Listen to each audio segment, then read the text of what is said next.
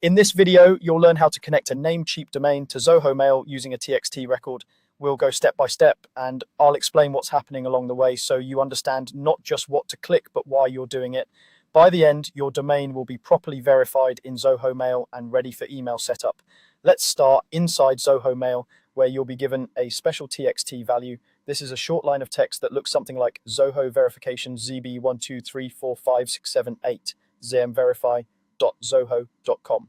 This code is unique to your domain, and Zoho uses it to confirm that you actually own the domain you're trying to connect. Take a moment to carefully copy that entire TXT value. Make sure you don't miss any characters at the beginning or the end, and avoid adding extra spaces. It's usually easiest to highlight the whole line, right-click, and choose copy, or use your usual keyboard shortcut. Once you've copied it, keep that browser tab open, because we'll come back to Zoho after we've added this record in Namecheap.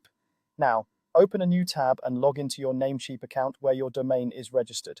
Once you're in, go to the domain list section. This is usually found in the side menu or at the top of your dashboard, and it's where all your domains are listed. Find the domain you want to use with Zoho Mail and click Manage next to it. This opens the settings page for that specific domain. On the domain management page, look for a tab or section called Advanced DNS. This is where you can control DNS records like A records, CNAMEs, and TXT records. Click on Advanced DNS to open the detailed DNS settings for your domain. Scroll down until you see the area where existing DNS records are listed. Here you'll find an optional button that says Add New Record. Click that, and from the drop-down list that appears, choose TXT record. This tells Namecheap you want to add a new TXT entry, which is exactly what Zoho provided. You'll see fields to fill in for this new TXT record. In the host field, type the @ symbol. Using @ here indicates that this record applies to the root of your domain, which is what Zoho expects for domain verification. In the value field, paste the Zoho verification code you copied earlier. Again, make sure there are no extra spaces before or after the code. If there's a TTL field, you can usually leave it at the default setting unless you have a specific reason to change it.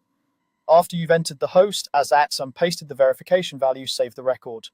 Look for a checkmark icon, a save button, or similar confirmation option in Namecheap's interface.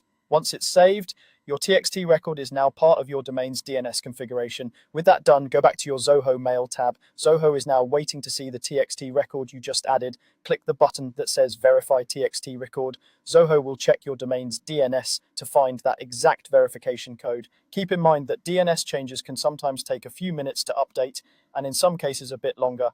If Zoho doesn't verify immediately, wait a short while and try the verification button again. Once Zoho detects the TXT record, your domain will be successfully verified and connected to Zoho Mail.